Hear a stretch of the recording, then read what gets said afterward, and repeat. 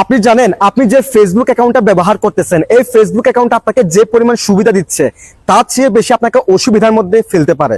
কিভাবে জানেন? আপনি কার কার সাথে কথা বলতেছেন, অডিও কলে, ভিডিও কলে, আপনি কোথায় যাচ্ছেন, কি করতেছেন না করতেছেন, আপনার লোকেশন সবকিছু বিস্তারিত এই ফেসবুক অ্যাকাউন্ট কিন্তু ট্র্যাকিং করে নিচ্ছে।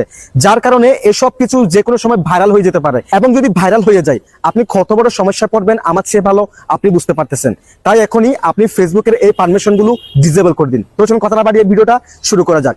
নিয়মিত এরকম ইম্পর্টেন্ট ভিডিও পাওয়ার জন্য আমাকে ফলো করে রাখতে পারেন, যা আপনার অনেক কাজে দিবে। Okay, so guys, first of all আপনি আপনার ফেসবুকের অফিসিয়াল অ্যাপসটা ওপেন করবেন। দেন এখান থেকে থ্রি লাইন মেনু এই অপশনে ক্লিক করে দিবেন। দেন এখান থেকে সেটিংস এর এই অপশনে ক্লিক করে দিবেন।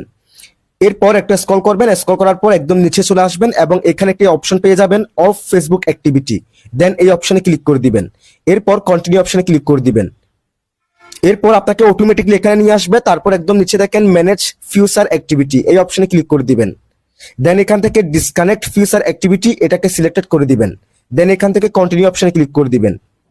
এরপর এখান থেকে ডিসকানেক্ট ফিউচার অ্যাক্টিভিটি এটাকে ক্লিক করে দিবেন। ওকে, আপনার কাজ শেষ। আপনি যদি কাজটি করে রাখতে পারেন তাহলে আপনি অনেক নিরাপদে থাকবেন। That's it.